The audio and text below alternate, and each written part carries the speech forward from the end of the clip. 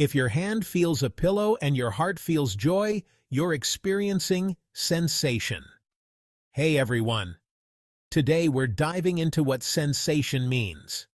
Sensation is all about those physical and emotional feelings we get from our senses. First up, physical feelings. Picture this. You touch a soft, fluffy blanket. That cozy feeling against your skin? That's a physical sensation. Now, let's talk emotions. Imagine hearing your favorite song. The joy or excitement you feel. That's an emotional sensation. So, sensation isn't just about what we touch, see, or hear.